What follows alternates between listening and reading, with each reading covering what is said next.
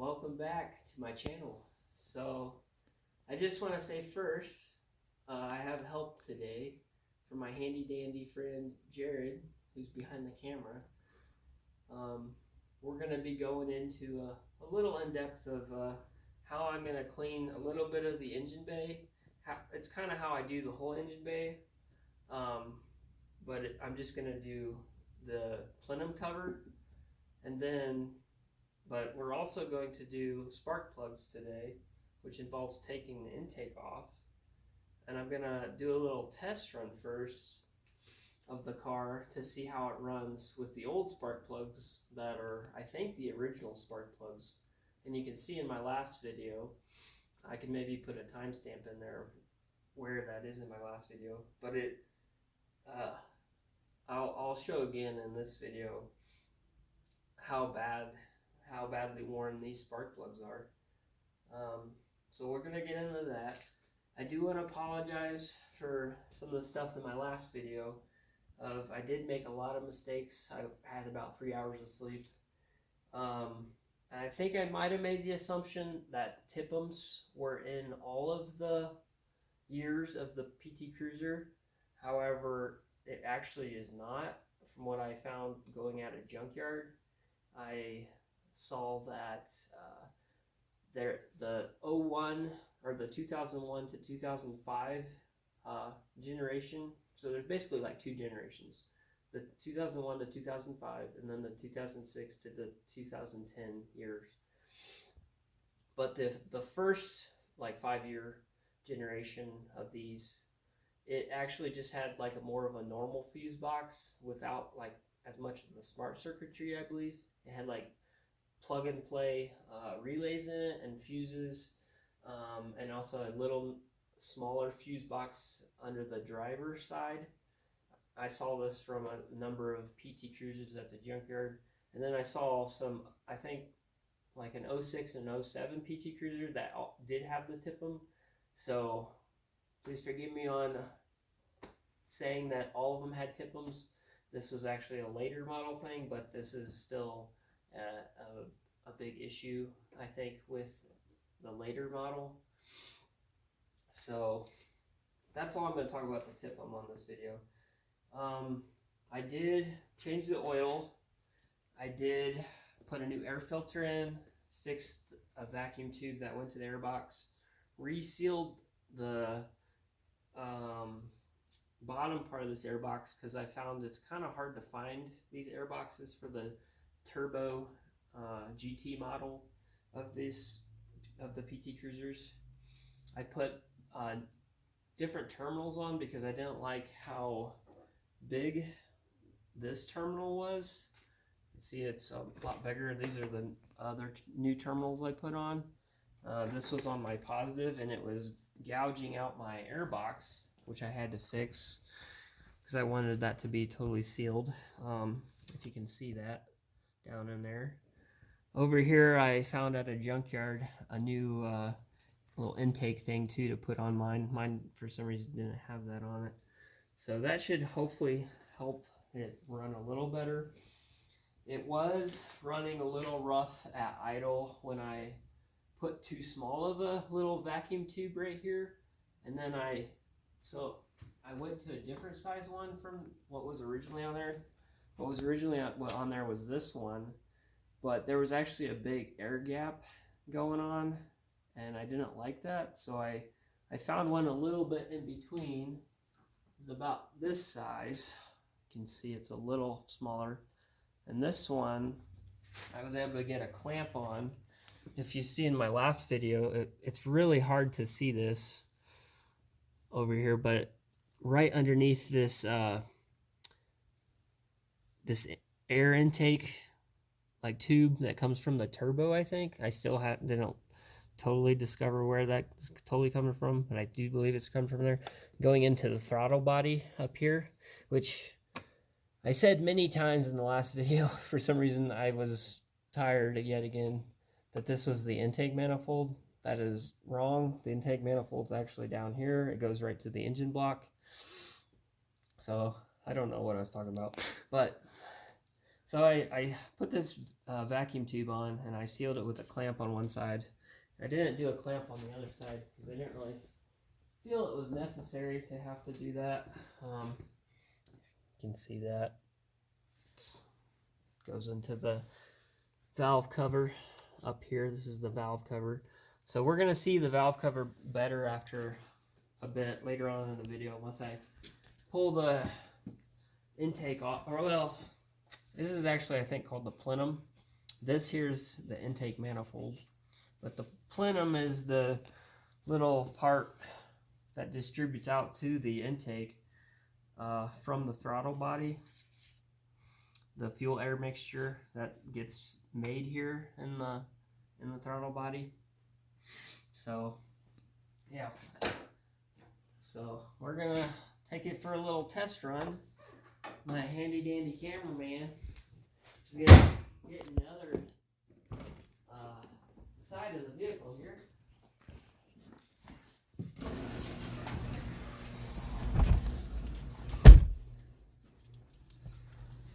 So you probably saw in my last video, the inside too, and how nice it is in here. This one has like all the amenities. I am super blessed and I feel super fortunate for what a great car this is, and the seller was such a nice guy. So here, we're gonna turn it on for you and listen to how it sounds.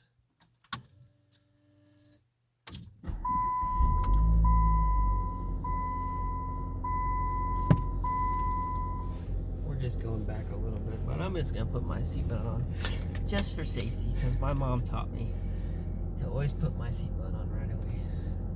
So there's a little bit of shaking that my 2007 PT Cruiser doesn't quite have, but it could be because of the turbo. I'm not totally sure yet. I haven't driven this one enough yet. I did just get it. So we're gonna throw it in reverse. Oh, there already is a little bit of a rough idling. Okay, we're gonna back it up just a bit. We can't go too far, the driveway is kind of blocked, but I want to, for safety reasons, it's not good to run a vehicle inside of a garage. Just so everyone knows, it fills up the garage, even with a door open like this. How this door is open, it can fill up a garage very quickly with carbon monoxide on. If you have a good sensitive carbon monoxide meter that can detect like 1 part per million, anything past 5 parts per million is actually can start to be bad for you. And like but I have seen even just a little bit of running just like we did can already be up to like 17 parts per million, even with an open garage like this. So we're in neutral right now, and it's actually idling really nicely.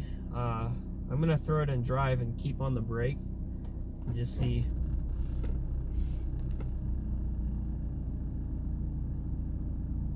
Yeah, it's okay. It does feel a little bit rough in it when I first put it in there. Reverse there for a second. When I had it in reverse and it was idling, it was a little rough there. So we can't really drive it again because the driveway's blocked. I would have liked to put that in the video, but it's okay. So but I did take it for a few runs, and I did push on it a little bit a couple times, and it handled that pretty well. As soon as it starts getting gas, it seems to be doing all right. But I do want to see if the spark plugs fix this idle issue, or that could also possibly be the vacuum tube issue that with the different size vacuum tube, because I do have I think it's a slightly smaller vacuum tube than what was on it before. So I may have to resort to going back to the original and putting the clamp on that. So I don't want to run it too long in the garage because it is, again, not good to have the car running in a garage, even if with the garage being open. Okay. Thought I But I didn't totally shut this thing in the first place. I'm gonna need to turn some lights back on. But I think a fuse might have just popped. Let's see, hold on. Yeah, we just broke or popped a breaker. Yeah. We're gonna take a quick pause on this video, and we'll start again here in a little bit. And welcome back. So this is the next day. We kept having problems with the circuit breakers tripping. So we just decided to call it a night. It was about 2:30, 3 in the morning. And my friend and I, we went to take another friend to the airport, about an hour and a half away. So yeah, we decided it was a good time to call it a night and get some rest. But I went to the store and picked up some spark plug wires to also do with the spark plugs, and just some really nice tune-up Permatex dielectric grease. It's pretty good stuff. So I'll use this for the spark plug boots, wires going into ignition coil. I'm not replacing the ignition coil. Those can usually last a little longer, and this thing has 71,000 miles. It's most likely the original ignition coil. So, but these spark plug wires are a lot softer, nicer, flexible rubber, being brand new. Whereas I felt these last night, and they were a little hard, and just kind of, feeling like they're getting a little old. So I thought, well, if I'm doing the spark plugs and the spark plugs are really as bad as they were, I might as well maybe do the spark plug wires while I'm at it. So, all right, we're gonna get started on this part 2, second part. Well, it's still the same. It's gonna be connected with the other video, but here we're gonna get to the cleaning first. I'm gonna clean some of this engine bay. So I use these Armor All cleaning wipes first. So these get rid of the dirt really well. I like these for going in the internal area. There is other brands of engine cleaner that aren't so greasy as what I'm gonna do, and this is kind of the easy way, I feel like, of doing it, because these already come as wipes, and so it's really easy. You don't have to spray anything on, and you can just get in there really nice. And as soon as the wipe is all used up, you just throw it away. So that's always quite nice. These cleaning wipes work really well though at getting the dirt off. Now you could probably use a different protectant. I just use the Armor All protectant, and yes, it is pretty glossy, and it does kind of collect dirt a little faster than some of the other engine bay cleaners and cleaners that are good for plastic and metal and stuff, because I usually get these wheel wells up in here at the top of where the strut shock assemblies are attached to the chassis, the body of the car. So I'm not going to clean everything in the engine bay right now. I'm just going to clean what I'm taking off here. The little plastic cover to this is the plenum, I'm almost sure about it, which comes after the throttle body, and then again that goes into the intake manifold, which then goes into the head, but we're not going to see the head because the valve cover is going to be covering it, and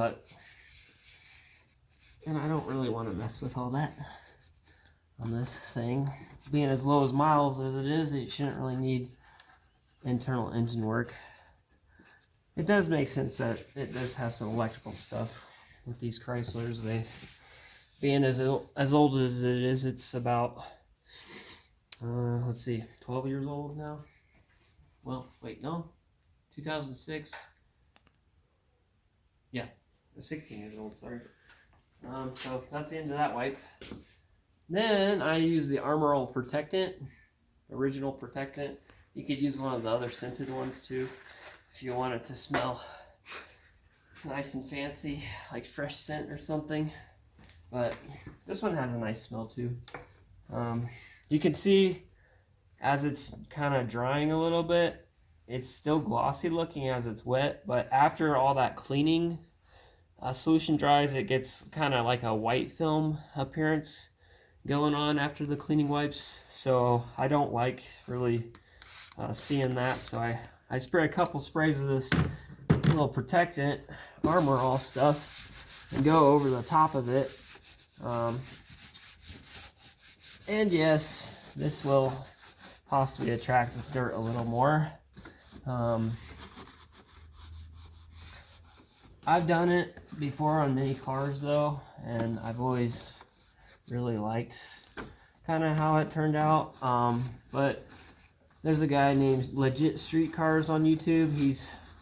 He likes using I think it's goop or something like that, or I don't know, some engine bay cleaner, and and it's not glossy.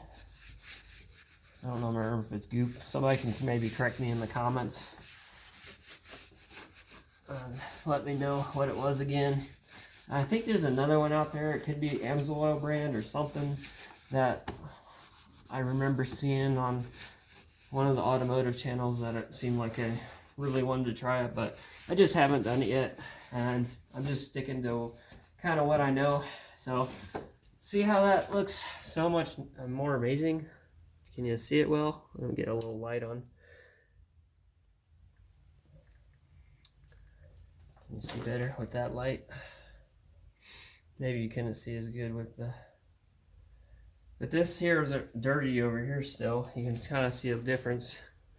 How that's all dirty, and then this is nice and shiny. So that usually stays like that for a little while before it does collect dirt. All right. Maybe I should bring a little more light on this way.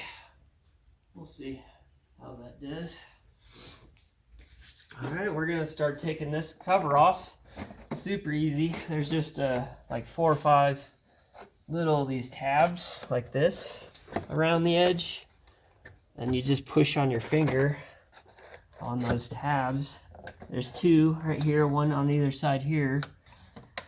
And you just pull up as you push on those tabs, unlock them. Let's see.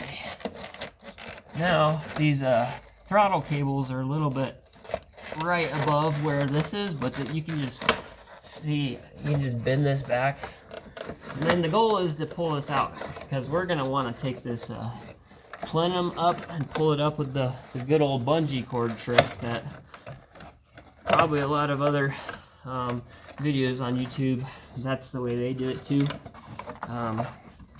So I'm going to just leave this here just for a second. We're going to just move to this connector. I should have maybe started with this, but it's okay. I haven't pulled or yanked on this cord too hard.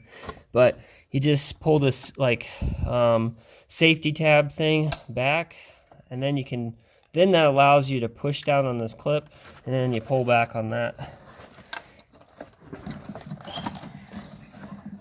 So get this plastic cover out of the way. Let's get that out. It's a little bit in there tight. We'll just toss it over here for a second. It's nice and pretty and clean.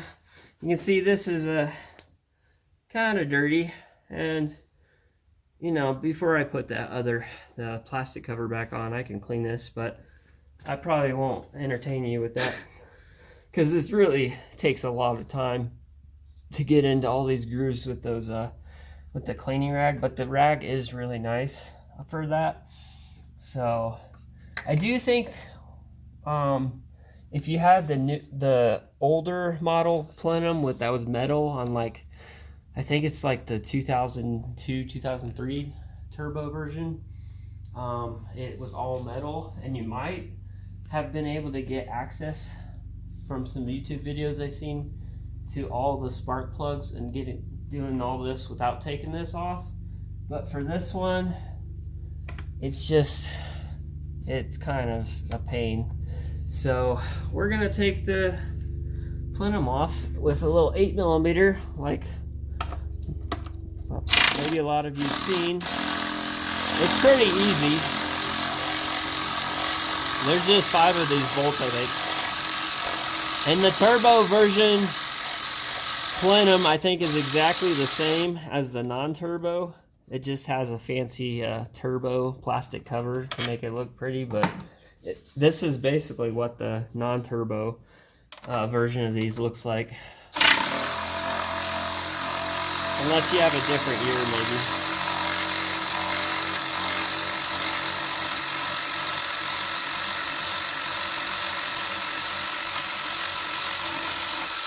So these are 8mm, and I'm just putting them up in the good old handy spot for putting all spare parts.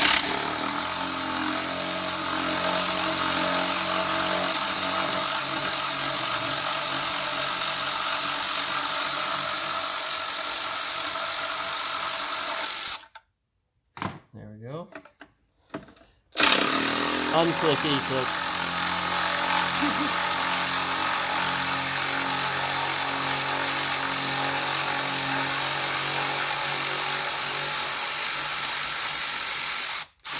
So these two I might leave in there. They're a little harder to get.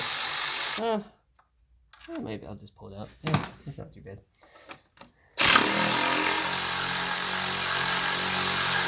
My 2007 PT Cruiser has one of these strips, and the previous owner put a bolt or nut on the other side of the bolt to keep it so it would tighten down, and there's a little gasket in between there that needs to be kind of airtight. Now I reuse it, that gasket in between the plenum and the intake. If you did this a lot, you'd probably want to replace that, but I don't believe that gets heated up. It doesn't get nearly as much heat probably as like the gasket between the intake and the engine block. So now this is starting to be pliable, that I took all those out, but we still need to actually take this tube, disconnect it so I can, or actually possibly just take this this little bolt out here off the throttle body. And I do think we need to pop this open and just see. There's a couple screws here holding this cable on. It might not be worth it to take that off, but I do think we definitely want to take this one out here. There's another one down here, and I think these might be 10mm, so give me just a second. Let me see. Yep, 10mm. 8mm over there. So we're still ready to go on this.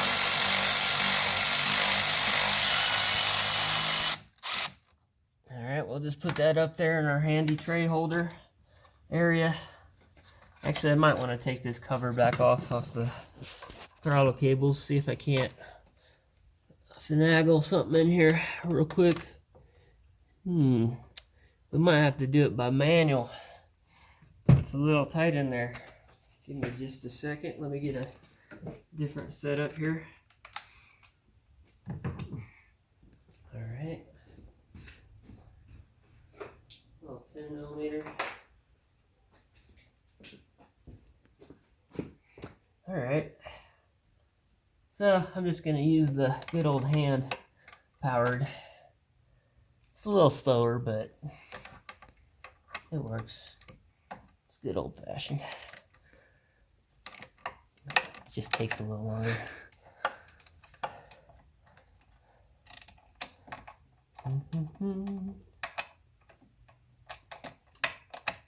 And it doesn't always like to stay on the bolt. I think we have, well, it might just be those two. It's been a minute since I last took this off, and I didn't really look into this beforehand on this part.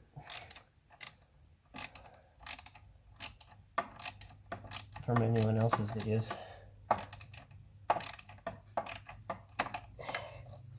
Let's see if I can't get...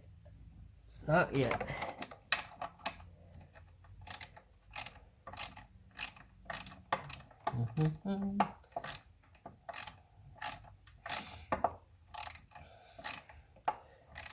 Post it in the comments if you like this content about these PT Cruisers.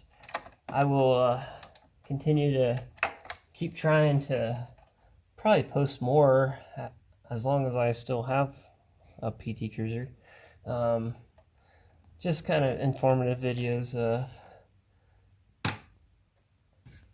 of what to look out for with these cars, and how to take care of them and not be scared to work on them.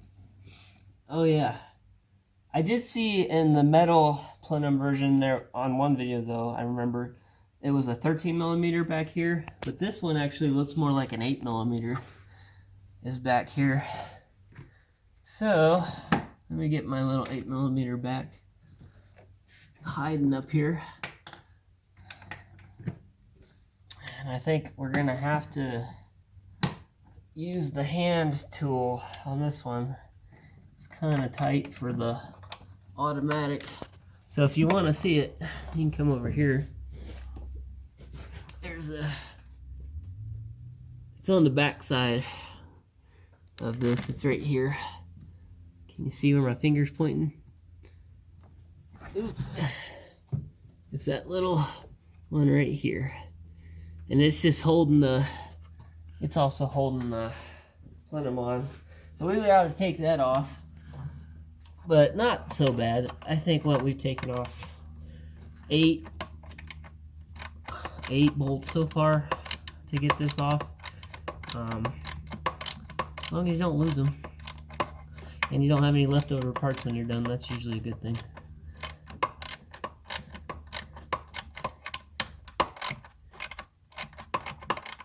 Alright. It wants to come out. Yeah, hold on. We got a little ways still.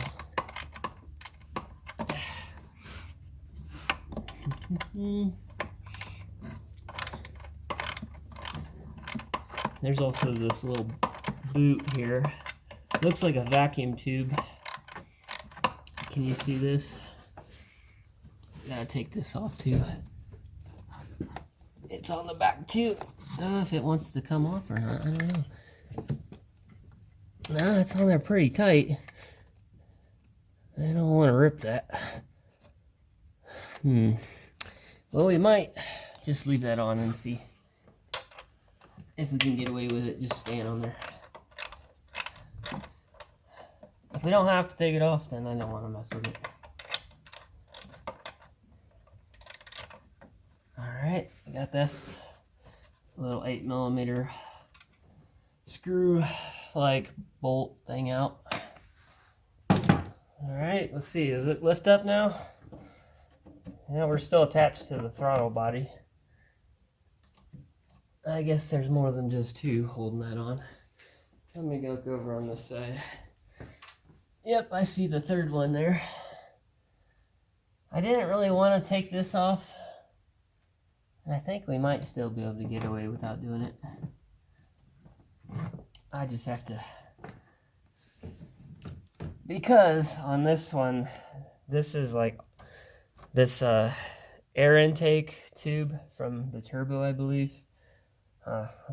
Correct me if I'm wrong in the comments, because I still haven't investigated where that's coming from, but pretty positive it's coming from the turbo. Just it's a long pathway all around the, possibly the transmission, I think, to the other side. But it's really, really difficult on that hard plastic to get that off. So I really don't want to take that off right now. Alright, let's see. Is this a 10mm? Let's use the deep well, 10mm. Just because it's kind of deep in there.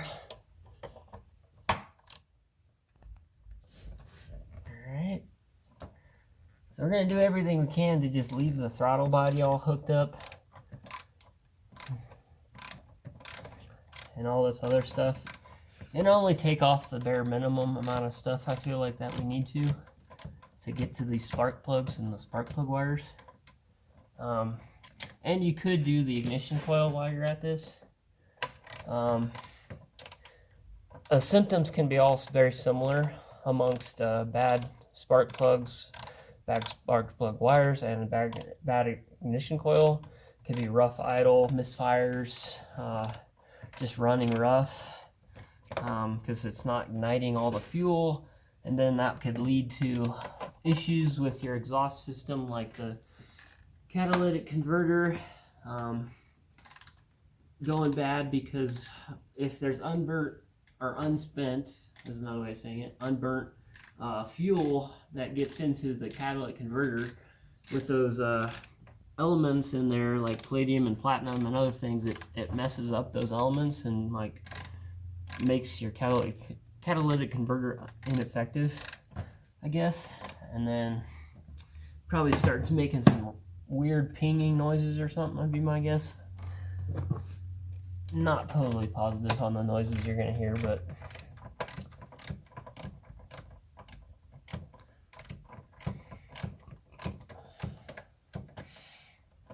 we almost got this one. I think this is the last one.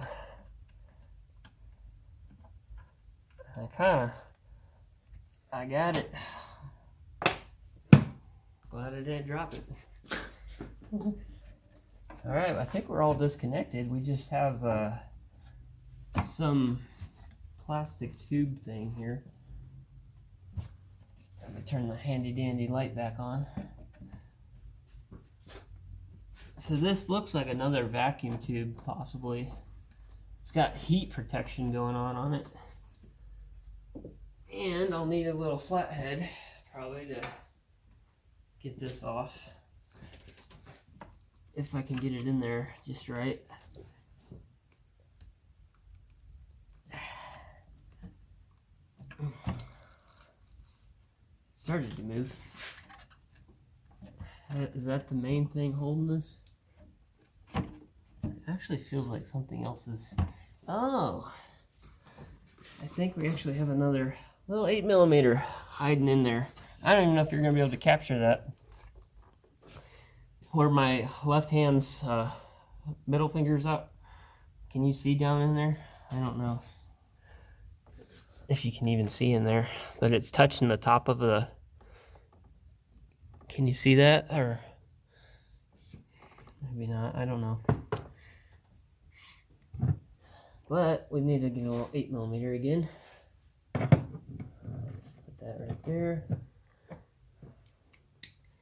Let's see if I can't get this down in there. I think I might leave that tube on there. Let's do an 8mm deep well.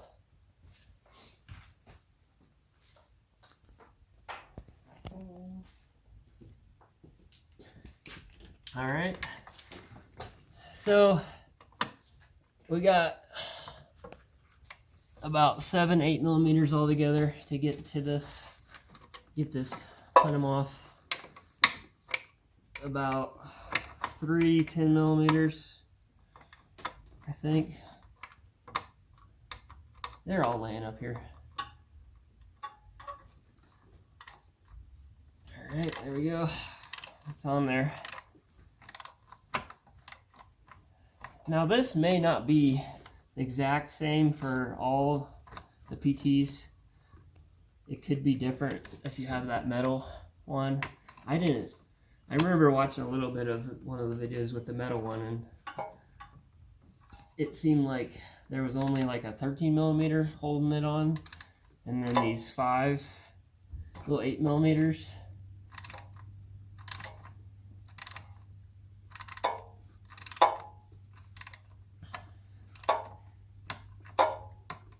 Feels like it's coming off the socket a little bit. Gotta get it on there straight.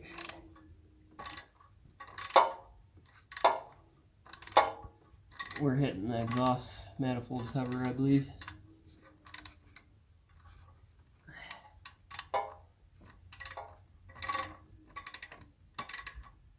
Our little 1/4 inch ratchet. Alright. A little more to go until it's about ready to be coming off by hand, I think. That ratchet's being a little funny.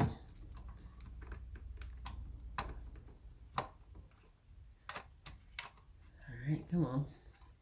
It's coming off by hand now. Or by fingers, I guess.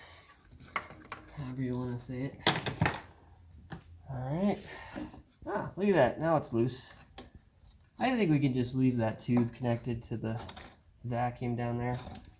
So, I can smell a little fuel. And I got a little bungee here. I'm going to hook it up to the top. So, our hood's held in place with the good old hood holder rod thingy.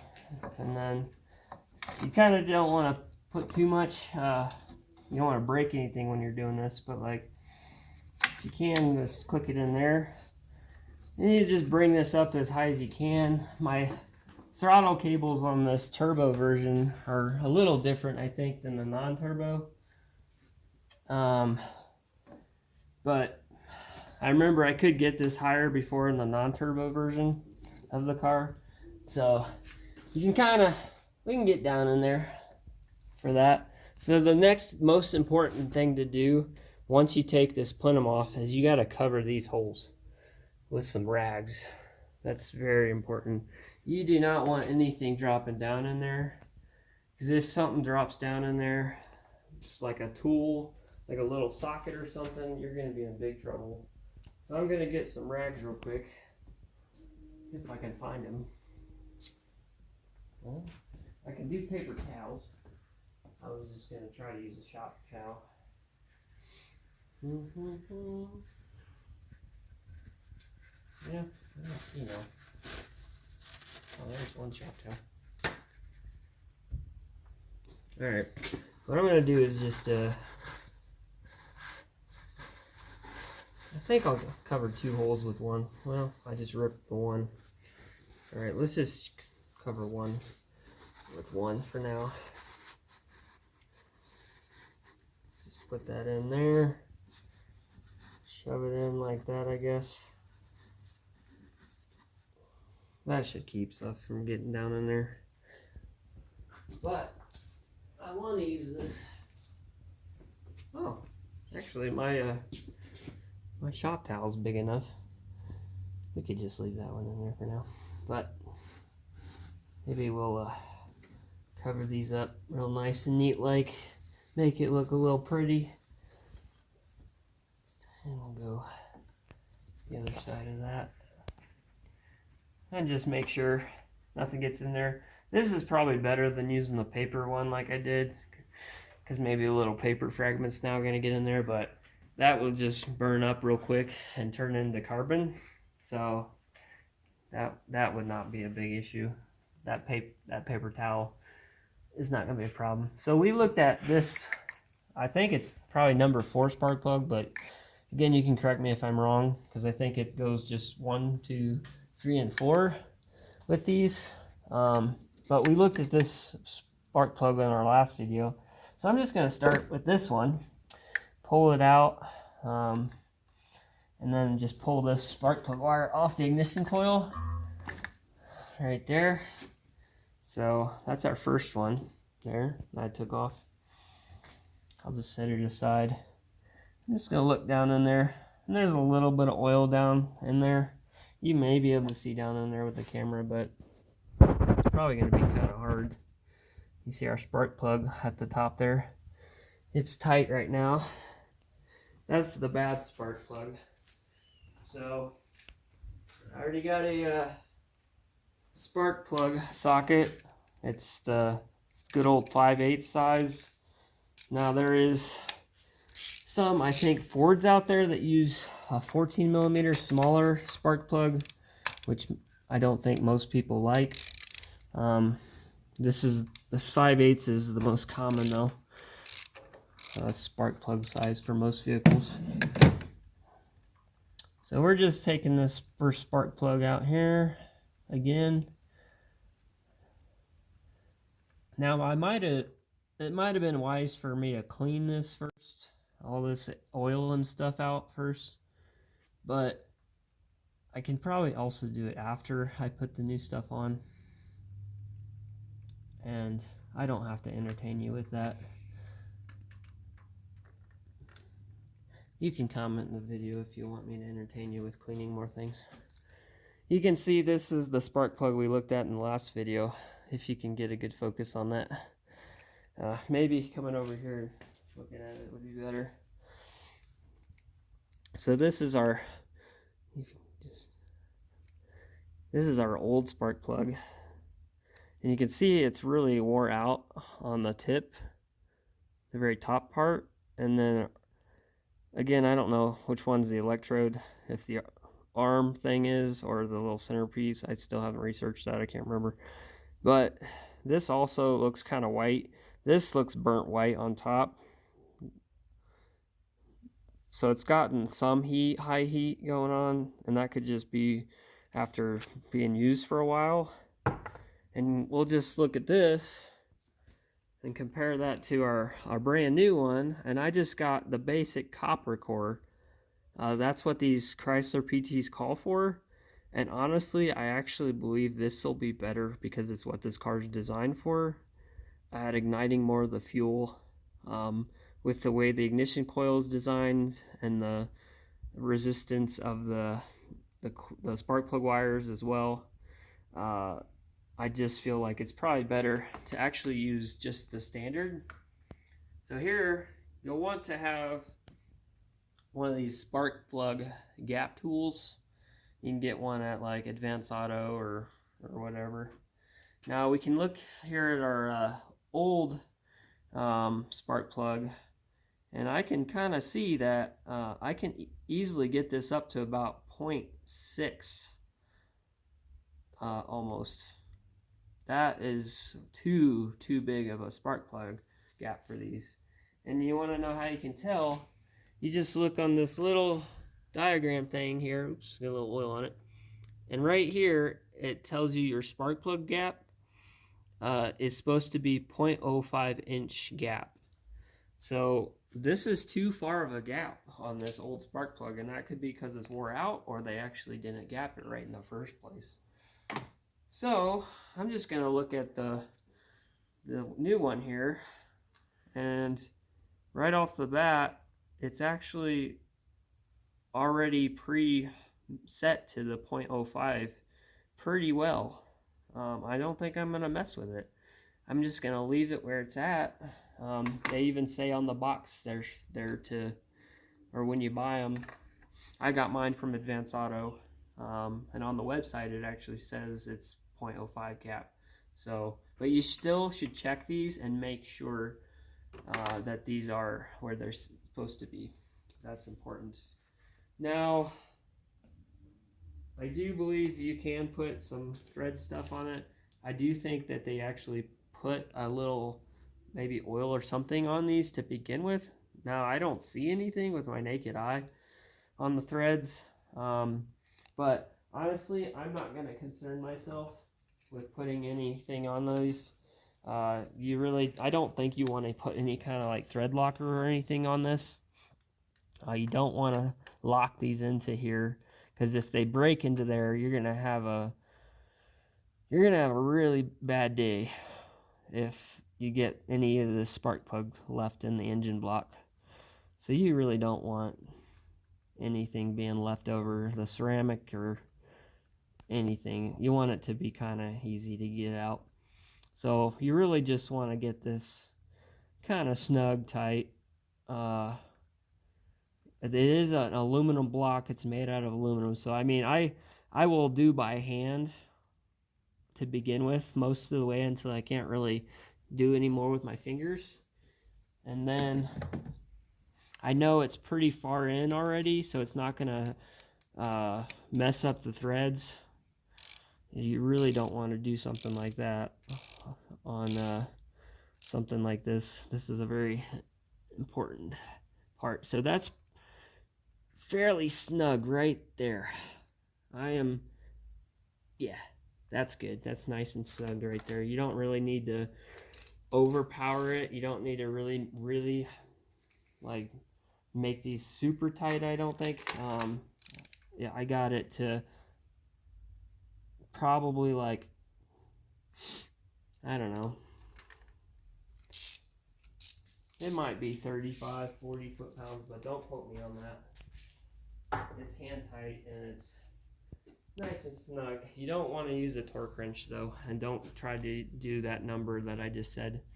So before I move on to the next three, I'm actually gonna get some of my spark plug wires over here. Now, 3 of these are the exact same, and then 1 has an angled boot. And you'll know looking at it on the car, and then looking at, I see there's a little boot grease already in here, but I'm going to use my Permatech brand boot grease. So 1 has a little elbow 90-degree angle that goes into the ignition coil. The rest are straight. You can look here on the ignition coil on top here. These 3 here are all straight, and this one's your angle. Your angle one goes to number 1. Well, actually the ignition coil says the numbers here, 1, 2, 3, 4. So that actually might mean that it goes 1, 2, 3, 4. So I guess I might have been wrong. I didn't really look into an engine diagram yet to see what cylinder number was what, but that's not a huge deal until you get into like rebuilding one of these. Then you want to know all that. So I'm gonna just untie these, and the next step is, so I do want a straight one for this one right here. I won't need my angle one until cylinder number 4, it seems like. Next step is you want to put some dielectric grease in here. It'll just make everything better. It'll make things smoother for taking it off, but it's also a good insulator to protect from these high voltages that come out of the ignition coil from wanting to spark or connect off with anything in the engine bay. So you just want to put a little blob, like a heavy drop, kind of fill the circle area there, just like that, about that much, just so you don't really see too much gap anymore. You don't really, well, you can overdo it. I mean, you can't really overdo it, but you can probably underdo it, I guess is what I'm saying. I mean to say, well, I guess you still could overdo it if you just put the whole tube of it on, which would be really not necessary. So I'm just gonna put that on. I heard a snap already. Sometimes that's not, you want more than just that. So I'm gonna turn this light on so you guys can see a little better. So I don't believe this is on yet. I just put it on lightly. Now I heard a click. And let me just push on this a little more and make sure. I think I got it, because it's not wanting to come up, and it's about the same height as the other 3. So I did hear feel a little snap already onto the spark plug. So yeah, I think that's on. So I can see a difference now, big time. Well, I'm touching this here, it's nice and soft, it moves super easy. Whereas this one is hard and it doesn't move nearly as well. I can get the old one again, wherever I put it. Where did I put that old one? Right here? Yeah. If I hold these still, it's kind of hard. It's kind of hard. You look at this, Now it does have a little more length on this. This is supposed to be an OEM replacement. It's the CarQuest premium brand. It is a little longer than this one, which is fine. It might add a little more resistance, but adding more resistance is not going to hurt you that much.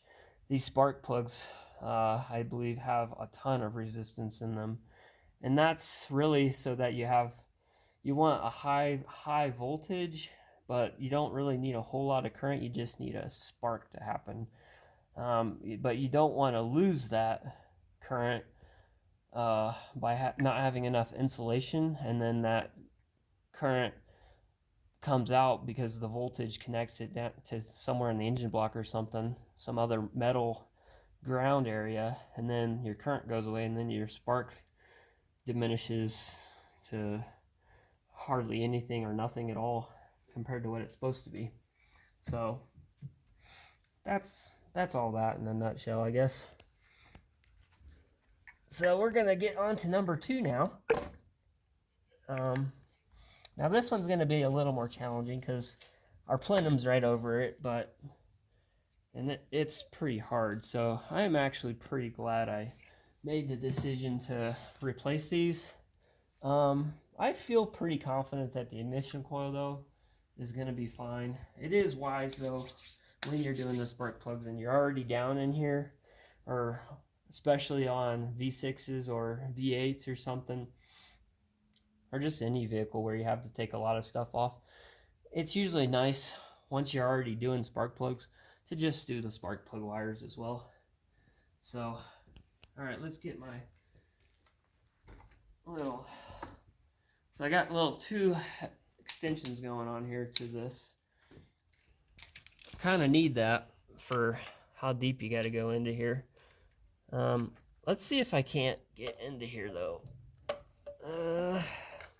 Well, maybe we'll try just one extension and see if it actually does the job. Yeah, actually, I don't think I needed both of those. So now, lefty loosey, take this one off. Now this one feels a little tight, a little more than the other one was, but oh, now it's getting pretty loose like the other one was for the most part. This is the first time I've disconnected this one, so it may have been that tight for most of the life of the car so far. So let's compare and look at this spark plug here as soon as I get it out here. Now, what's nice about these spark plug sockets is there's a little rubber ring in here that also acts as a suction device and holds the spark plug in place. So this spark plug is really bad too. But it doesn't look quite as bad as this other one. The top was more wore out on this one, but the gap looks still too big, and it's a lot of white heat. It looks time to definitely change these for sure. Now I'm just going to check the gap again on this one, and we are again all the way to, okay, we are at 0.65. That is really too far for this. No wonder this thing maybe running idle and rough. It's just having a really hard time sparking across where it's supposed to spark, the way it's designed. So we're gonna go back to the original. So yeah, so these are definitely not original then. They're NGK, and they're probably either platinum or iridium. If they're iridium, I like them. I like iridium more. If they're platinum, I don't like them as much. I feel like those aren't as good. But we're going back to the original like copper. Can you see that? And we're just gonna check the gap again real quick.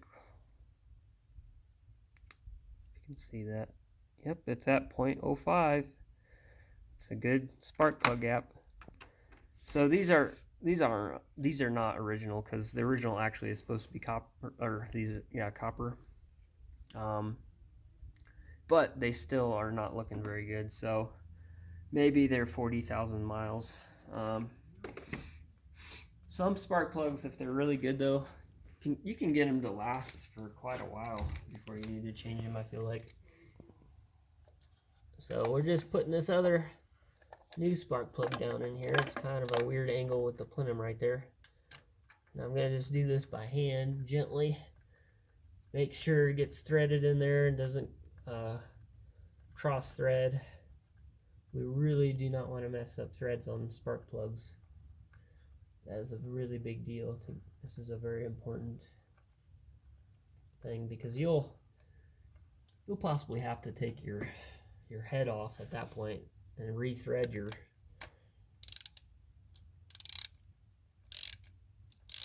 your heads,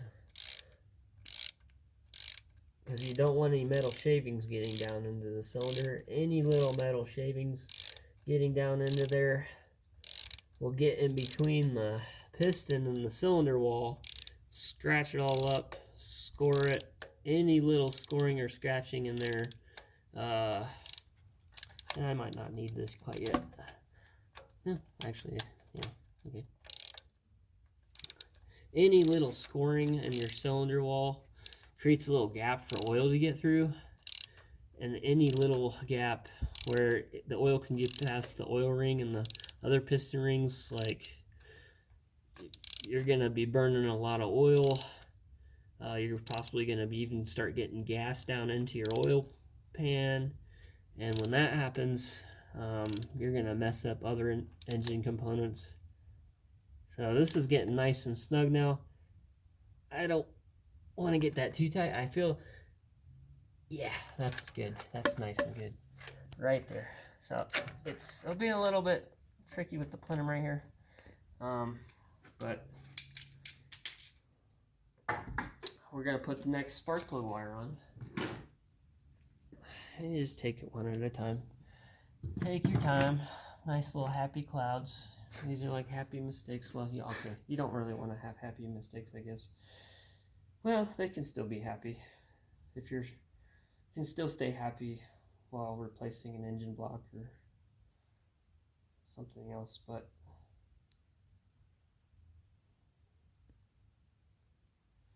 so there's a little glob of the dielectric grease going in there. This is nice, good stuff right here. A little glob on each end of that. Just put that back up there. I'll put this back down in the tube. Yep, that one I heard the click.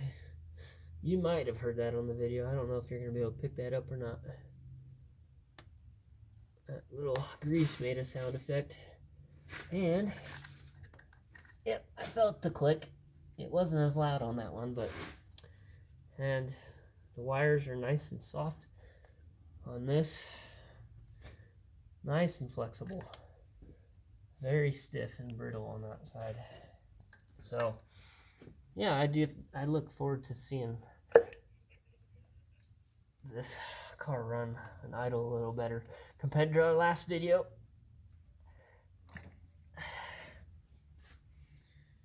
Now I see they didn't really put any grease, it looks like, inside of this. I don't know if you can see that or not.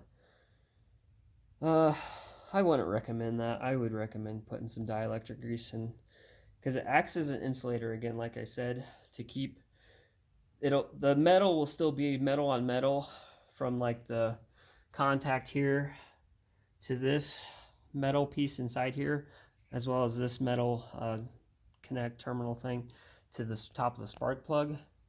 They'll still be metal on metal conducting, but that grease will keep the voltage, that real high voltage, from coming off of that metal and coming out, because it can come out. Being that high of voltage, even with that being rubber and stuff, that voltage can still try to come out of there, especially if your engine gets wet or something. And it's usually the minerals in water that cause water to be conductive more. Water, if it was pure absolute H2O, actually works more as an insulator and not a conductor. It's not that conductive by itself, but it's because there's minerals a lot of times in the rain or on the ground. Salt, for example, it gets in there, and just that little bit of mixture with water makes water conductive. That's why you don't want to stand in a puddle of water when there's lightning out. Now, of course, pure water by itself still has a certain conductive rating, but it's not nearly as conductive as it is because of the minerals and stuff. That's it, the impurities inside of the water. So I think we got the spark plug already. So let's look at this guy.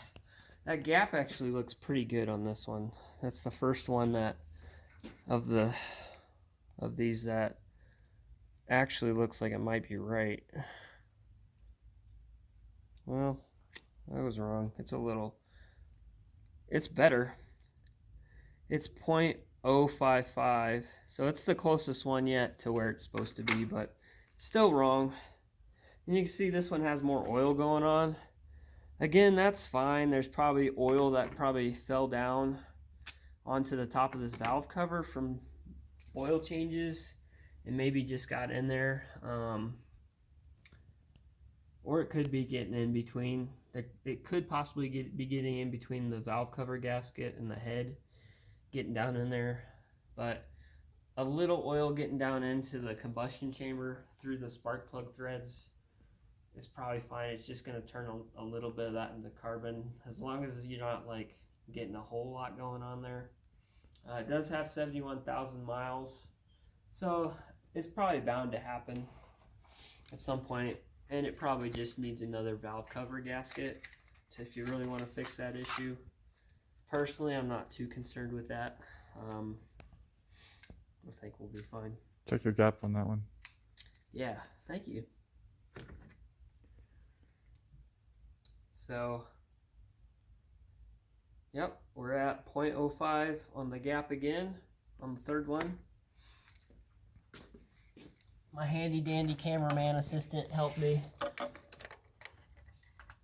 guide me, make sure I did the right thing. His name's Jared, by the way, and he's a good friend. By the way, we both love Jesus, and if you don't know Jesus as your Lord and Savior, I would recommend that you give him a try, because he really does. He really does love you, and he really will talk to you if you listen. He comes in a still small voice, and there's even some people who out there can hear the audible voice of the Lord, like really audible. And I myself have even actually seen legit demons and heard them try to speak to me. So if demons are real, that means angels are real. And if angels are real, that means God's real. And I've just seen way too much evidence for the proof of God that secular science always wants to deny. But that's okay. We love them anyway. And God still uses them, even though they might not think so sometimes, or might not like to hear that, or just may deny it or whatever. So that's pretty nice. Click right there.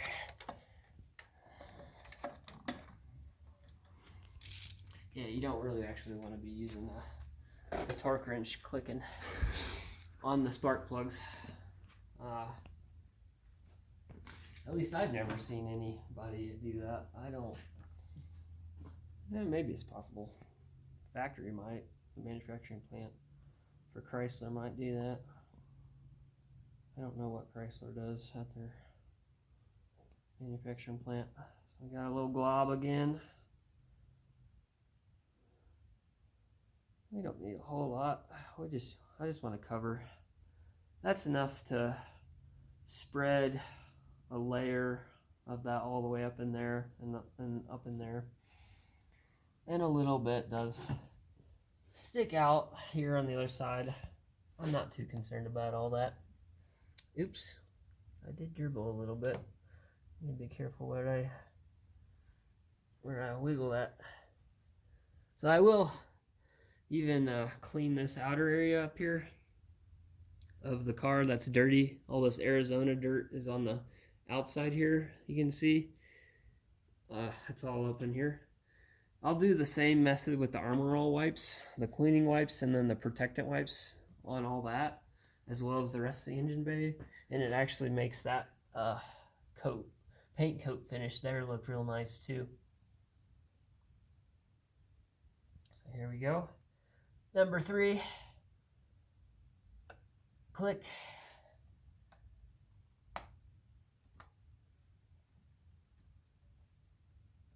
Click.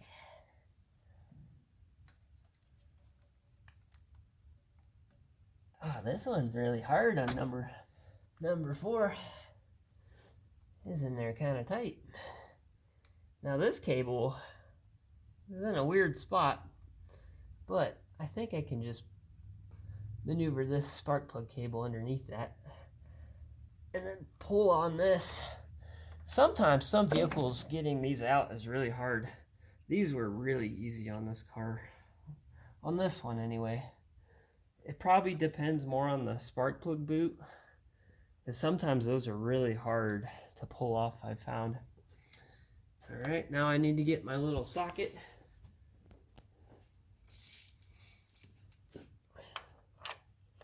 And it is a little tight in here with this throttle body cable going right next to that. So we're gonna go back to having our other extension on here again and reach past that throttle body, because this ratchet would be right on that, and it would be a hard angle for me to turn onto the put that torque onto the spark plug down in there. Now this one's squeaking a little bit, but that went away.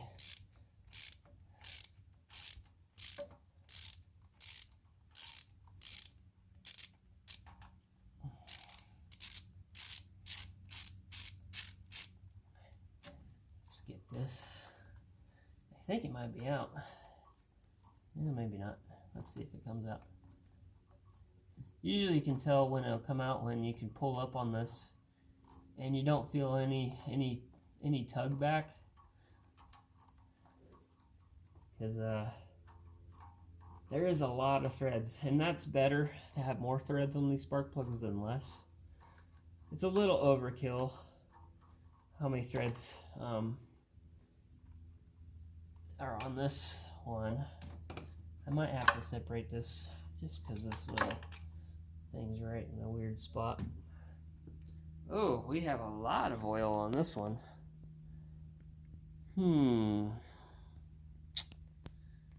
That might not be good. And that's the fresh, brand new oil from my recent oil change. That looks like brand new. Well, you know, it's pretty nice looking, but a little old. That don't look totally brand new.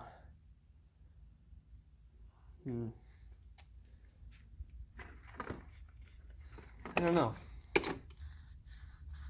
It's possible that just came from my fresh oil change. I did drop some oil down in there. Let's just check the gap on this guy. This number 4, and we are at like 0.62 or 6.3, somewhere in there. I am at a little angle, but way too high again. Let me look and see real quick. Yeah, so that oil is actually not coming down from up above. I do think it's probably coming down from the gasket, the valve cover gasket in between there. And it might actually be time to replace that gasket. That's quite a bit of oil for it to be down in there. that can cause your spark plugs to foul early if it's too much like that. That's a pretty significant amount of oil on that last one. The others weren't so bad, it was just a little bit. I wasn't too concerned about it, but when I saw that last one, it was like kind of bubbled up over the edge of it. So yeah, that could possibly cause these spark plugs to foul early, is that oil getting down in there.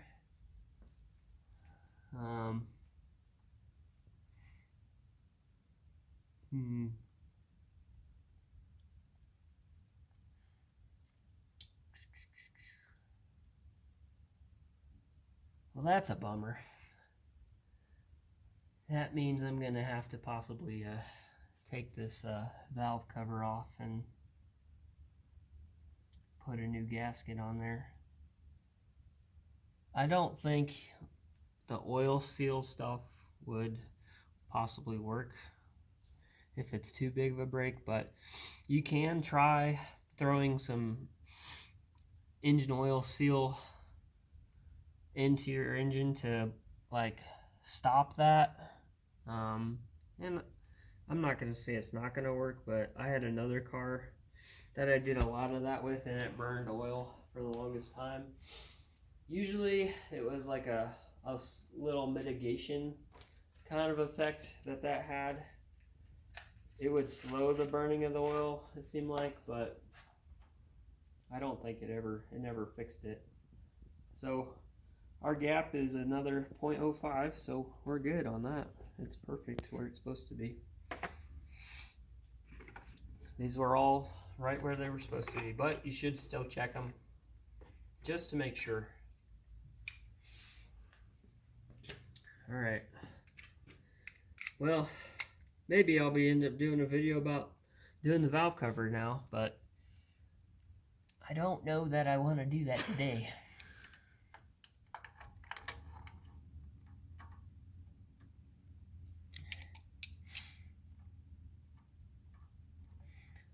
Now, it's probably not too hard at this point to do valve cover. All I would have to do is unplug the spark plug boots again and probably I might have to take the ignition coil off. I'm probably going to have to get this out the way. I might be able to get by with leaving the throttle body right there, raising this up. But I'll have to look into that. It would help if I look on YouTube what videos of other people have done the valve cover. But I'm just gonna hope and pray that it doesn't leak for now. And we're gonna see how the car runs here after a bit. I'm just gonna get this by hand here first.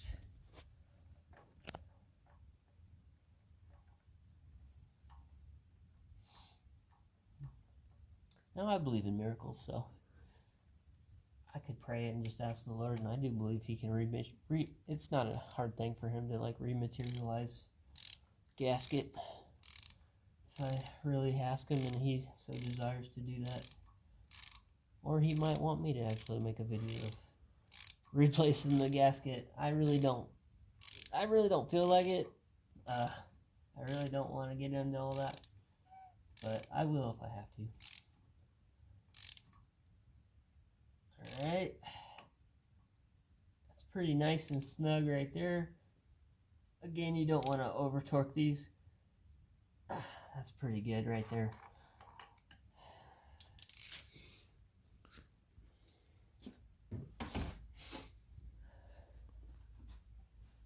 We're going to put our last boot on there.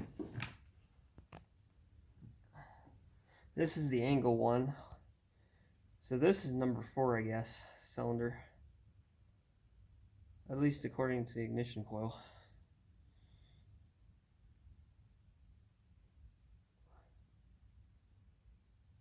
And you can call it a coil pack or a just ignition coil or ignition coil pack. Whatever. They're all the same thing typically. unless you have a distributor system versus ignition coil. Distributors are on the older vehicles. I heard a little click. Now this one is a really longer than it needs to be. I'm gonna have to do this in a weird way. Again, I just bought these, so bear with me. I don't know which way to angle this yet in here, but I think I'm gonna go under this like it was before, and then possibly go back this way and then turn it. It's gonna be, that's a weird angle going on there. You don't want probably loops going on.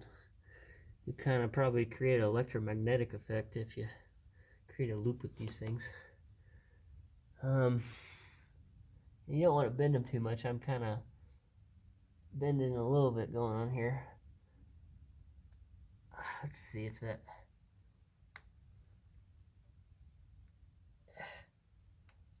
it clicks. The only problem is if I leave it like that, I do wonder if that might be too close to the plenum under here. So what I might have to do is actually unpop that again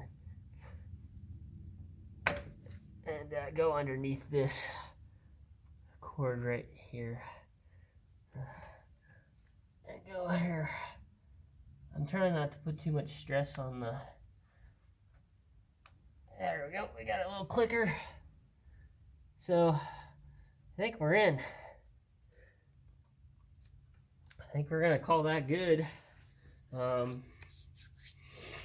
Let's hope with the way I did this, let's see if this car runs better now. So the next step is to start putting it back together. I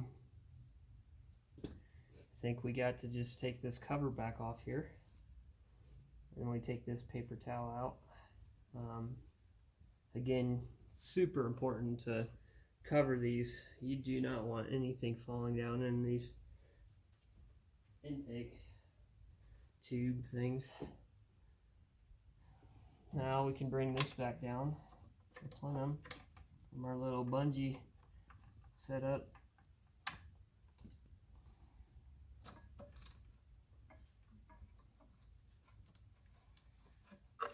And be careful when you're doing this to make sure you don't put too much pressure on different things going on in here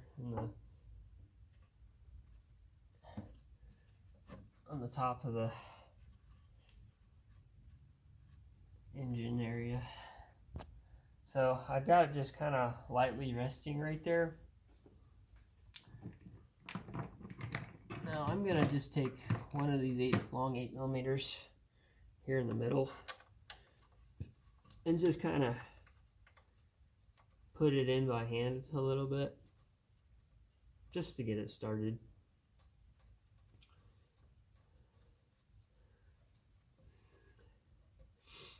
Now I think you could probably use the automatic ratchety device to put this back in. Just gotta make sure you turn it the right direction.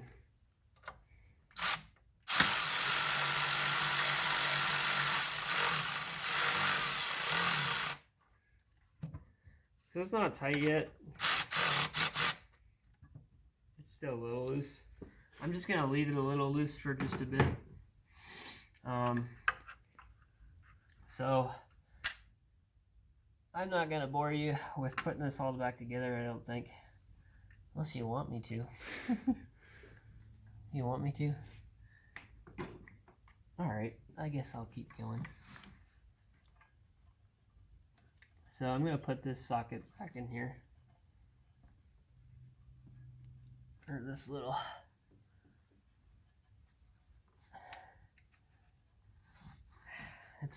there's two of these on the back side. And The one's easier to get to. It's right here.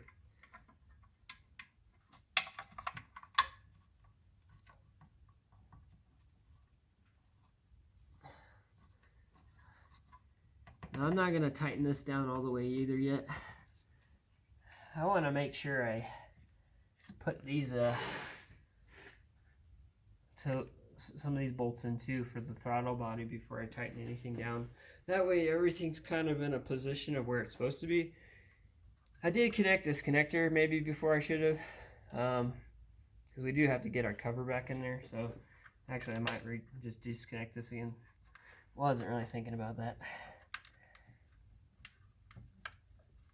It's a little tight on there. There we go. Okay, so we'll just leave that off for now.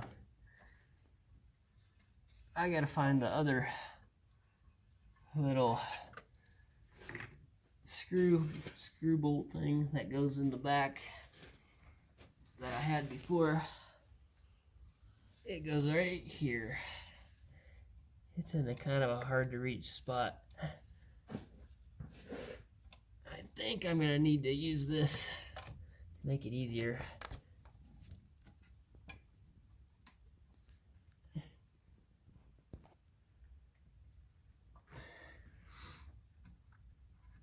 You're welcome to say hi, Jared, if you want.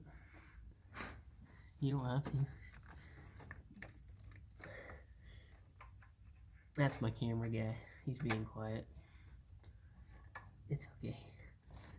So this one is a little bit more of a tricky one. While I'm holding that there, I'm gonna grab one of these other big ones that goes onto the throttle body, holding the throttle body to the, and we're gonna see if I can't get that going just a tiny bit. All right, doing two at once here. That one's starting to feel a little tight. We're gonna come back to that one here. I'm gonna go ahead and get this 10mm one. That's not the 10mm though. Here's the 10mm, I think.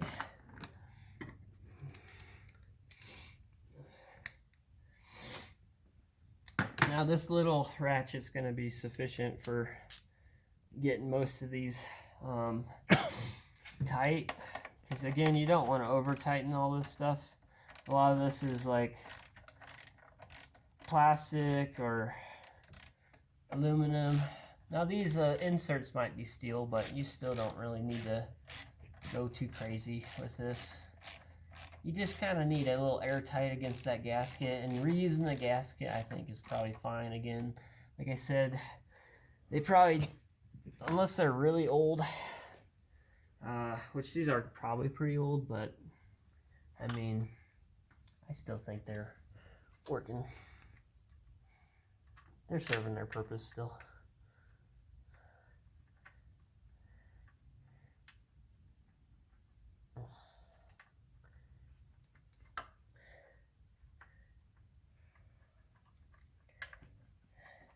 Here I'm getting a,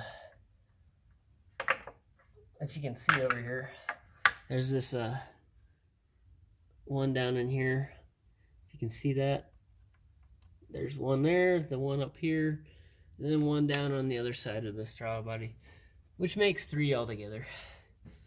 You would think maybe there would be 4. 2 didn't really make sense, but I kind of thought that maybe for a second. But maybe just in hopes of having an easier time of getting this all done.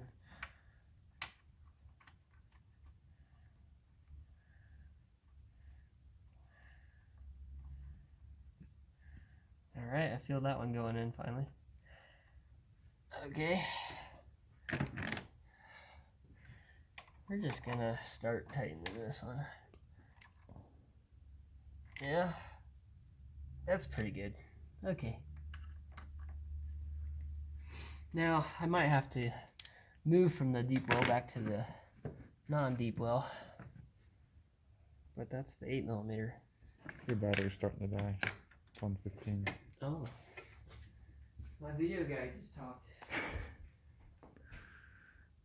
Here.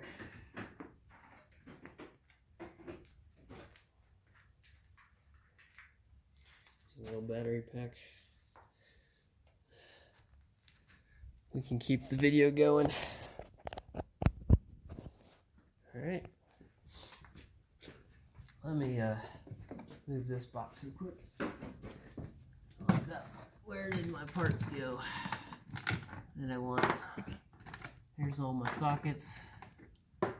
I know there's the other 10mm. Wondering where that went. Got a little tiny extension for a 1/4-inch ratchet. Quite handy actually. Alright, now I can get in there on this one a little better. Yeah. It's not tight enough yet. I do want to get that third one on there here soon. I did tighten this one pretty tight before I got the third one in, but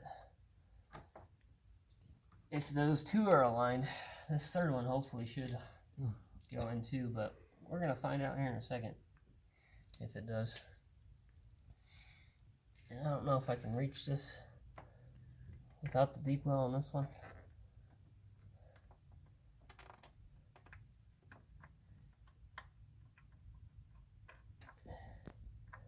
Might have been easier with the deep well on this one. That one is not going in very easy yet, so I might have to actually loosen this again real quick, just so I can get a little more wiggle in there. Now let's get our 10mm deep well back, which is this one right here.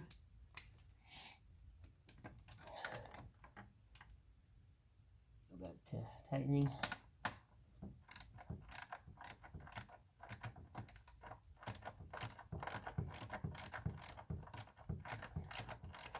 I'm going to go ahead and try to tighten this one all the way down.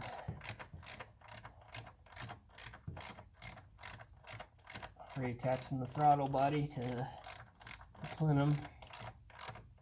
I think some just call this the intake though. I remember on another car though, these being called a plenum. I think you could probably call it either, but this is definitely the intake manifold down here in this area.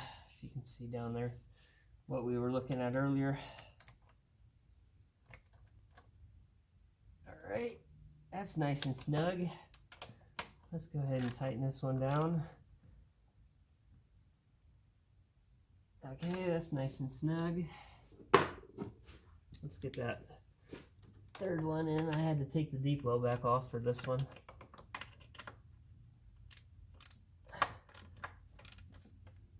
All right. Hold on. Get maybe a little more on it. Okay, that's nice and snug. All right, we're gonna go back to 8mm. We're pretty much using 8mm for the rest of this. Did you get that back one in tight yet? Yeah, we gotta go back to these two first. Because neither of these is tight yet.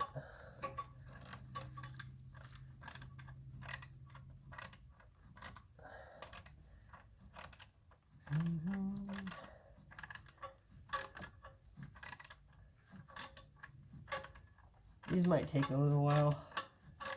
This will be faster once I get back to using the automatic ratchet.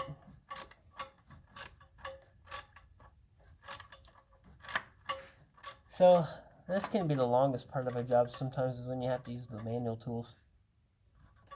That's nice and snug now. Alright, so I never took that boot off. I may have to go back to the shorter 8mm, just because it's kind of tight in there on this one.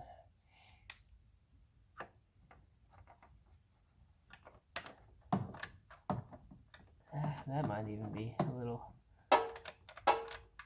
Oh yeah, go ahead and hit the exhaust manifold again. the more you hit it, the more blessing it might bring you. I don't know. Just don't hit it too much. If you destroy it, then that might not be a blessing.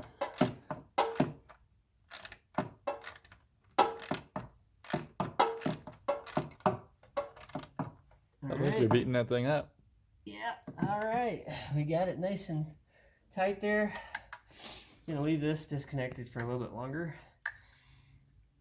Alright, I think we can get to our last bolts. So, again, like I said before, you want to make sure you don't have any leftover parts when you're done with the job, especially any engine or transmission job.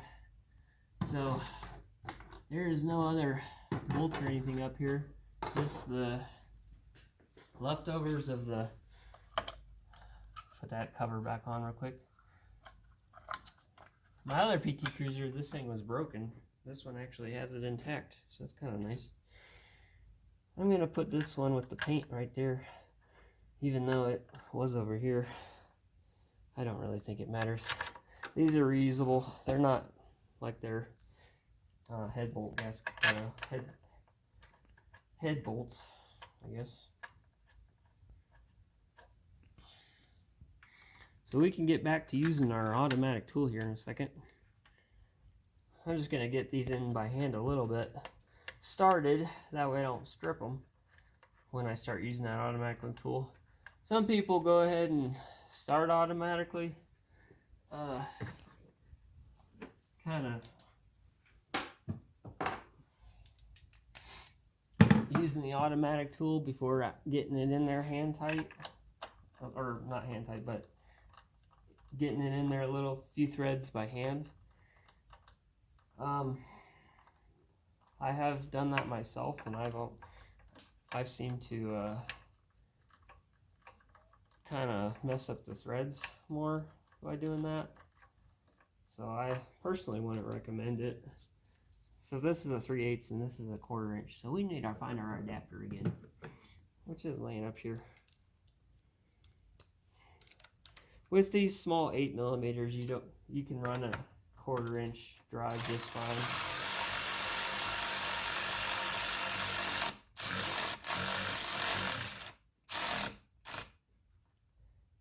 Now, you want this to be kind of just lightly snug, I think, when you finish it. But you don't want to strip it. And that's the thing about using a power tool like this, is you got to be careful not to strip it. I do hear the gasket sealing down. And I feel it. I'm just going to go by my hand at the very end. Kind of tighten it nice and snug, almost like it would be just this 1/4 inch. That way I don't put more force on that little 8mm. And I'm just gonna do it like that, and it feels nice and snug. And I'm gonna go do the opposite side now. Try to balance out the gasket.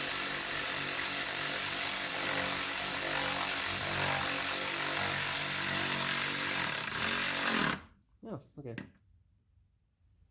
Yeah, I guess doing it automatically, but that part was fine. I'm going back over here, the other side.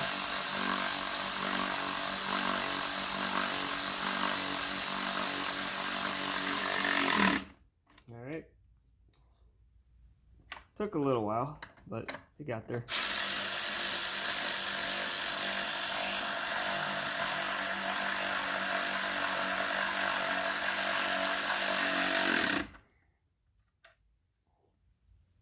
Yep. I'm going to finish off the middle one now. That's been loose the whole time, but just kind of close. So those are all tight on there. This feels nice and solid. Nothing's moving. Nothing's wiggling. That means everything's nice and tight together, which is good. We don't want any movement up there. Nothing's loose. I want to put the seal real quick back on my little grease thing. Alright, I'm going to just move some of these tools out off of here. And we're gonna put our cameraman got a booger. No.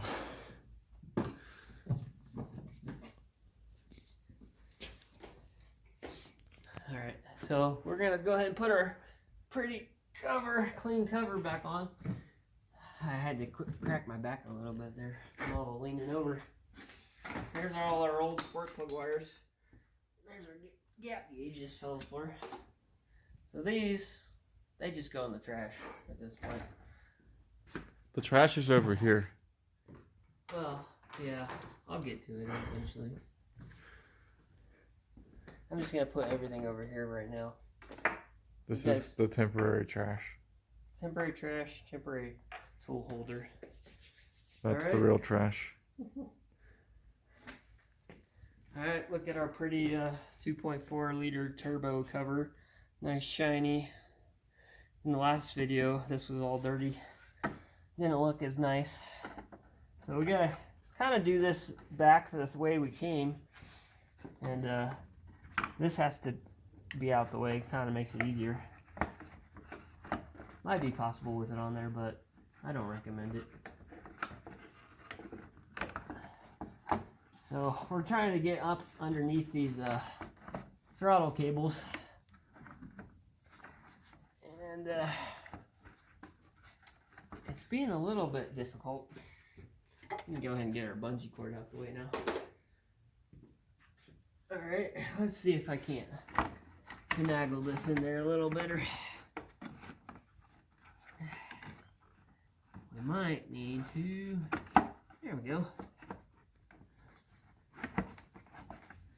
And...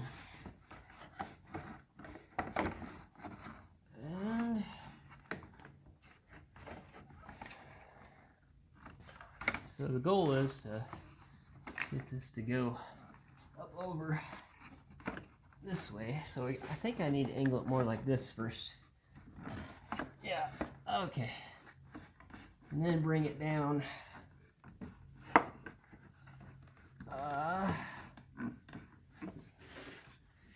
This is a little weird. There's probably a proper way to do this when they're manufacturing these cars. I don't exactly know. This is my first time messing with one of these little covers. But we got stuff in the way on both sides here, making it a little challenging. And just trying to get this cover on so we can go ahead and test this and run it for you guys, but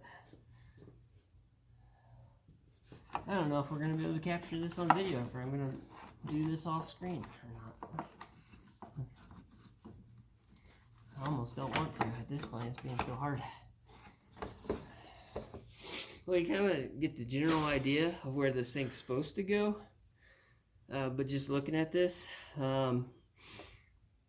it's too bad though that it's not as easy as it looks, because we just have so many like little edges and stuff going on in here, underneath here.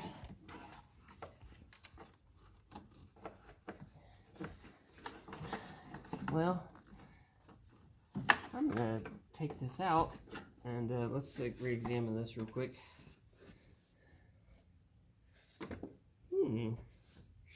Look at that. That actually looks like it's a little cooler, sticks up more. I don't think your hood would close, Andrew. Oh yeah, we have to get a hood scoop. Yeah, that might actually be better. This might have better airflow. We might get more air into the intake this way, just leaving it like this. I think you'd crush it. Yeah, I don't really know how I took that off. Maybe we'll have to look back at the video. I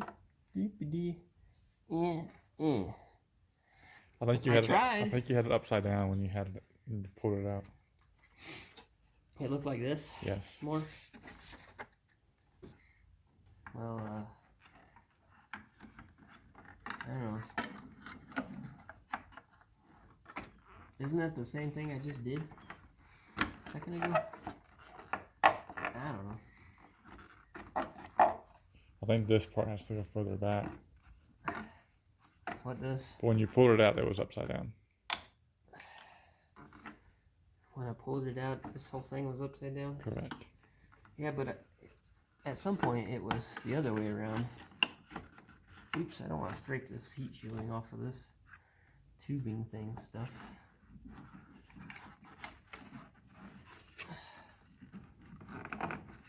Oh, it feels like that's supposed to go like that.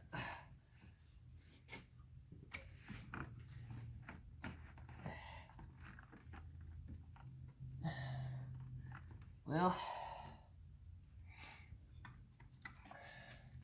I just wish we could do one of those little cutscenes right now and I can pause skip it. ahead. Yeah, let's go ahead and pause. Alright, so we got it back on. I kind of tore up my heat shield a little bit going around here, but I just took this off that holds these throttle cables up just to get it out the way for a second. And then I was actually able to pry these up a little easier because it was such a precise way this came out.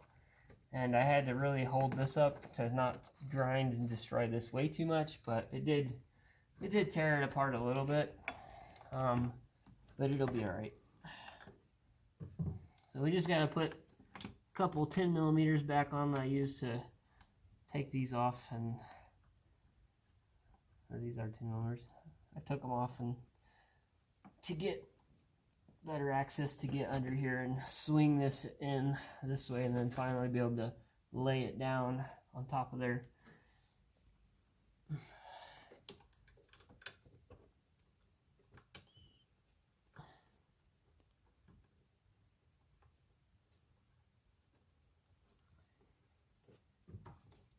All right, let's see. Can't really fit that in there now. I might try just the 10mm non-deep well real quick. See if I can't get that in there.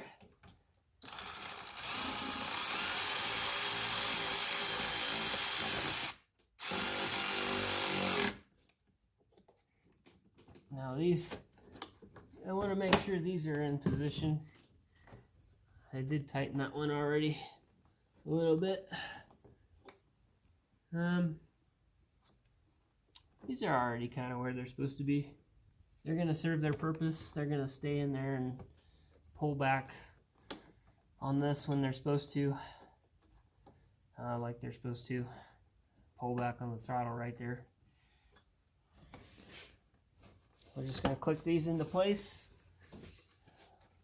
All of them are going in. Except maybe the last one back here is out of place a little bit. And that could be because our foam's not lined up in there very well.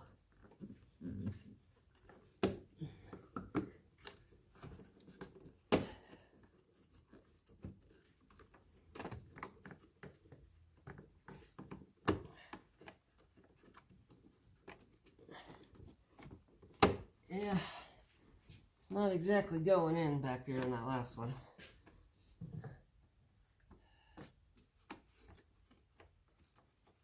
Kind of wonder if I really have to get that one in there or not, or if it even was in the first place to begin with.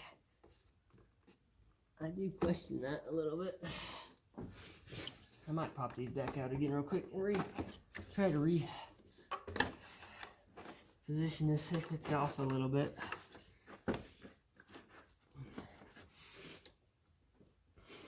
Maybe I'll loosen this real quick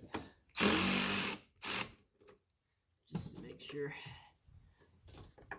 that's not part of the problem. Now our foam stuff, I believe, stayed where it was supposed to. Now every time I keep trying to push this down into there, it's not exactly going where. Ah, there we go. There we go. Now we got it in there. Yep, all of them are in the There's two clips here, 2 clips here, and 1 in the back here. And this is the one that was being a little bit of a problem. But now the insulation is laying right on top of the throttle body and stuff. Not sure what that really does. Probably not needed, it's just more for looks. Probably.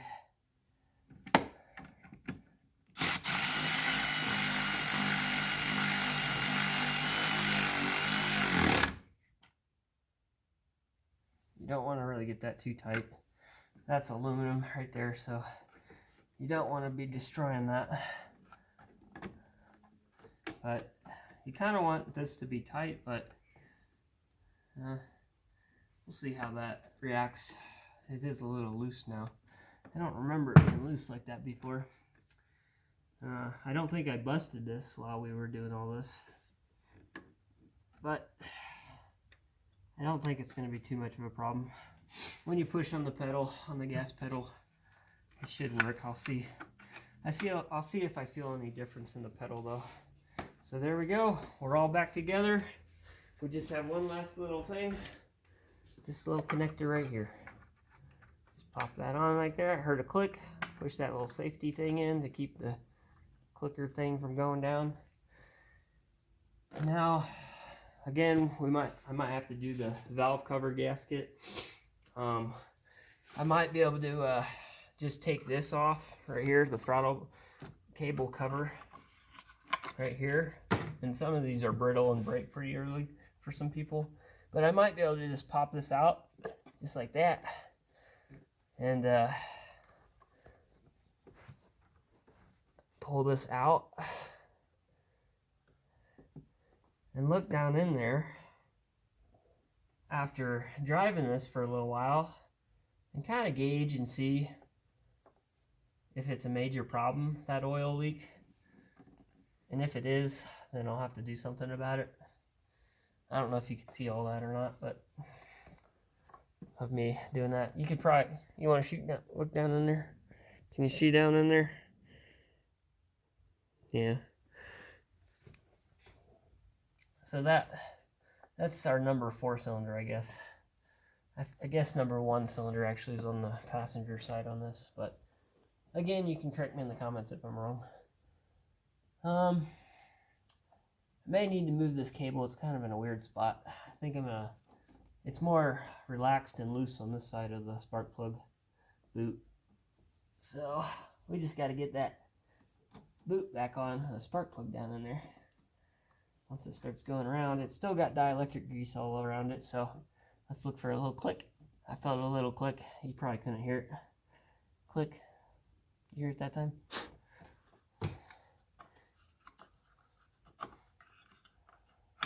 Alright. Click. I'll click on that one. There's a little dirt on that. Alright, we're gonna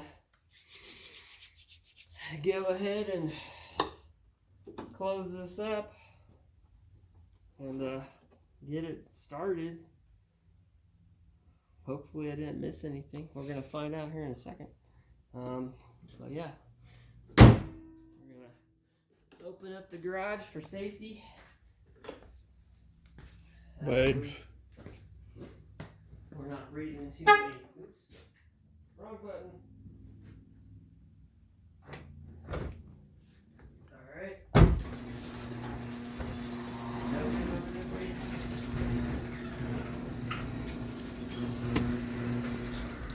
All right. Everything looks good so far. We got power. We didn't lose power.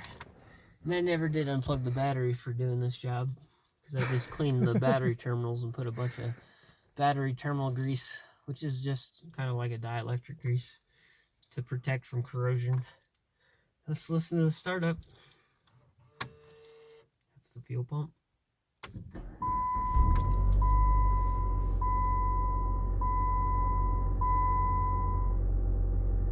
It sounds pretty good. It feels pretty good so far.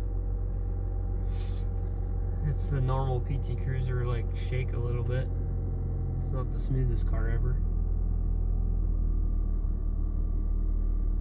And it could be that vacuum tube also is part of the problem. I do feel a little bit of vibration still. So we're gonna throw it into reverse and see what happens. Ooh, it still sounds a little rough. It's not misfiring any. We don't have any engine lights on right now. It does feel like it's running a little better. Actually, I do feel it as it's moving. We're gonna go ahead and take it down the street this time in the video, since there's no blockage in the driveway.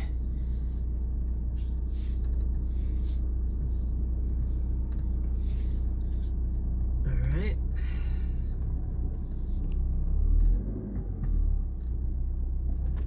Do a little shift. Alright. There's a little shakiness still. It might have something to do partly still with that vacuum tube. I did go a little smaller size.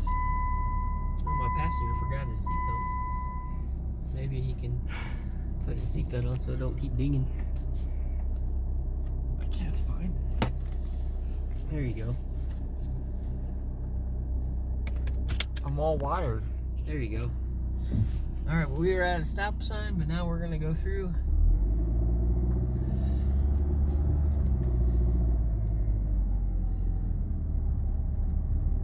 Alright. We're going downhill a little bit right now.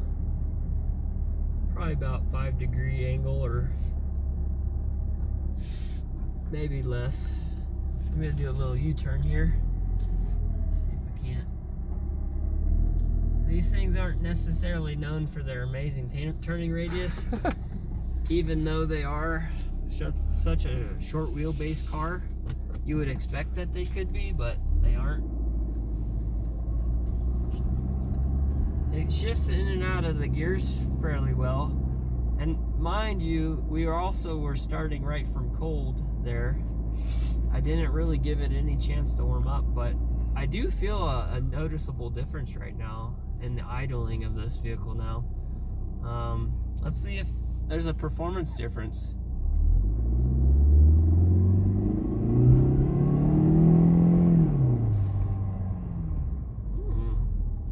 Yeah, there is a performance difference.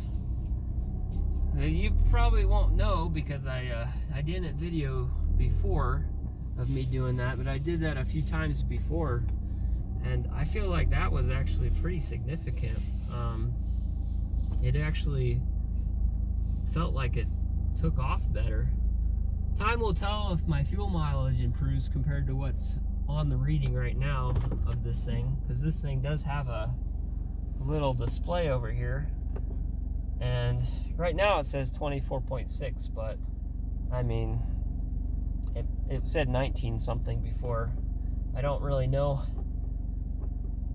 how right that is or not, but we're gonna find out in time if that. Here, let's just do a little. We'll back out of the garage again real quick. I don't want to stay in the garage too long and run it. I just want to do the quick test again where I leave it in reverse gear and leave it idling. Switch to neutral. Sounds good. Drive. That shift was a little weird. I did just get this car, so I'm still learning if there's anything going on with it. We're gonna go back to neutral. Back to reverse. That felt pretty smooth. Back to neutral. That felt smooth. Idle feels really good right now in neutral. It's running at about 600 RPM, very steady for these. This is pretty good, actually. Pretty good. Very little engine noise. That's in drive. It does do a little kick. And it's warming up. These cars warm up really fast and have like amazing heat. It's already warm, and we only like drove like a block, and it's already starting to get warm. These things are amazing on their heat, and if your air conditioning works, I'm sure great air conditioning too. And if you have the turbo version, I do think that the miles per gallon is better than the non-turbo version, and you get more power. So overall, the turbo version is a better way to go. So our idling right now seems really great with this thing in drive, and my foot is on the brake too, obviously. I don't want to go into the garage and like some YouTube videos of maybe some people driving into the front of their garage. But yeah, it's idling great right now. After it got a little chance to warm up, I think that helped it. I do see a big difference, I think, from before with before I change all the spark plugs. I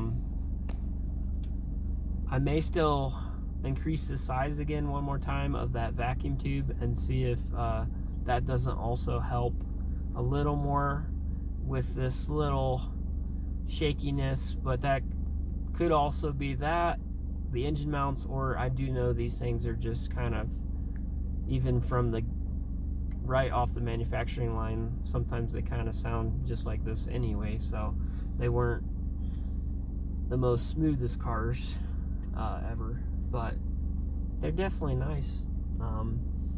This one has all the amenities, and again, it's such a huge blessing of a car. All right, so it's going smooth now. We're gonna just go in the garage and park. You said all the lights are off. The last time you came in the car, the light was on. Yeah, there's an engine light was over here. It's not on right now. So far, the only thing I've done is